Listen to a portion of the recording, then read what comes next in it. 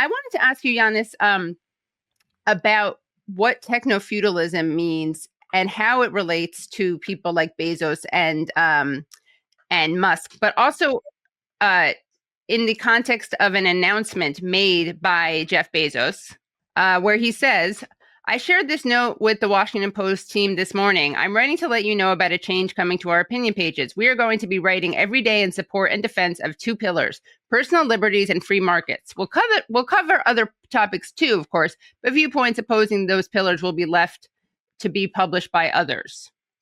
Jeff Bezos is not the first oligarch who bought a newspaper in order to spread propaganda that is conducive to his own oligarchic interests. Henry Ford did that before him. Various oligarchs have done that. But he's the first oligarch, the first capitalist, to own a form of capital which makes free markets not only impossible, but absolutely extinct.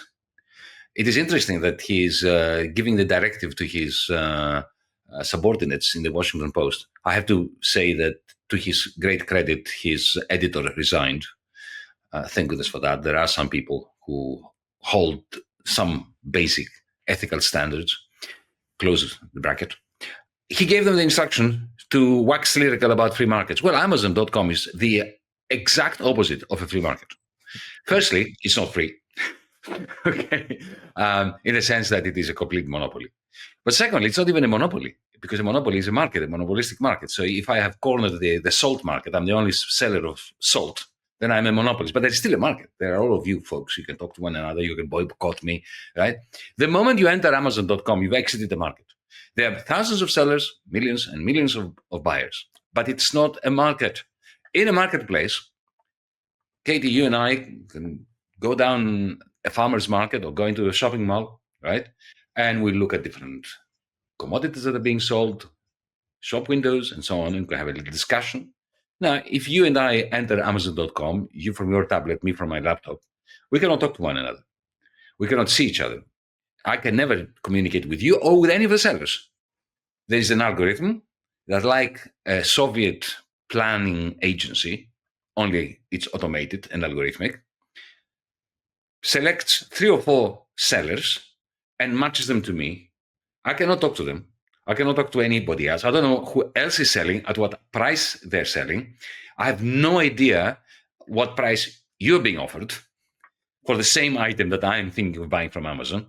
Okay? So there's the opposite of transparency, complete opacity, zero communication, zero decentralization. It is the wet dream of the Soviet economic planning ministry. That's what Amazon is. At least in the USSR, in the Soviet Union, at least they were controlled by the Central Committee of the Communist Party of the Soviet Union. Here, it's only Jeff Bezos, and this algorithm, what it does is it communicates with you through Alexa, through various interfaces. It learns how to impress you with interesting suggestions about what books to read, and usually because it knows you, because you interface with it and it knows you, so it gives you good advice. So once it has given you good advice, it has gained your trust, and then it can sell you binoculars, bicycles, whatever, right? And once you decide to buy it, it sends it to your home. You don't even go to a shop to buy it. So essentially, it has made the market extinct. And Bezos doesn't produce anything. He just produces this power to grab you and the seller, put you together, and extract rents from both of you. That is not capitalism. That's what I call techno-feudalism. What would the proper answer to Amazon be if we, cared about seriously reining in techno-feudalism and sustaining democracy? I mean, would you propose that Amazon basically be nationalized? I mean, or broken up? Like, what should the proper solution be to something like Amazon? It cannot be broken up. It's not like Standard Oil. Teddy Roosevelt broke up very courageously Standard Oil, but that was straightforward to do. You had a national monopoly, Standard Oil. It was operating in 50 states. All you did was to carve it up in 50 little different parts, each for a state, and then you gave them an opportunity to compete against one another. Technically, politically, it was very hard. So we should not minimize the success of Teddy Roosevelt in doing that. But technically, it was straightforward. With Google and Amazon, these are supposed to be universal, and it's a good thing that they are universal. I want to be able to buy a book from Pakistan. That is that is one of the few good things about cloud capital. What I don't want is the ownership of this place, of this digital space, of this fiefdom, to be so concentrated that the owner has the capacity to extract rents from all of us. And that, it's not just a question of exploiting us. It's not just an ethical thing. It's a practical thing. Because when he retains 40% of the price, that doesn't go back into the economy. When you're paying money to buy a bicycle, and the bicycle producer makes some profit, they will put some of that money back into bicycle production.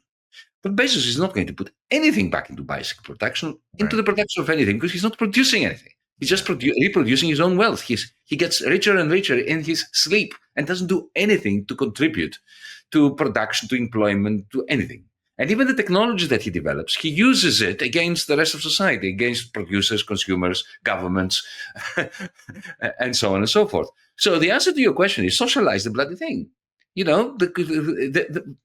lot of people are worried about what the internet and these big tech companies know about us. The surveillance idea.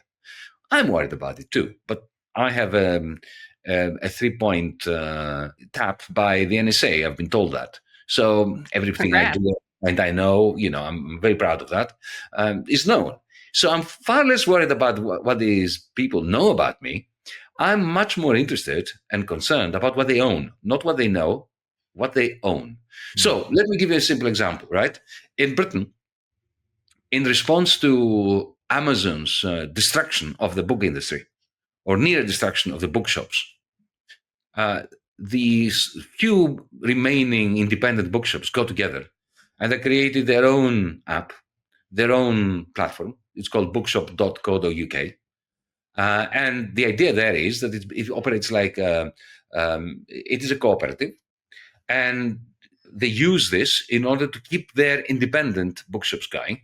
So all the returns, all the cloud rents stay within the bookshops, and therefore they manage to have bricks and mortars bookshops alive. So this is what I'm talking about. But that cannot take place. It cannot happen. You cannot rely on this, on the patriotism of the bookshop owners and the taxi drivers and so on.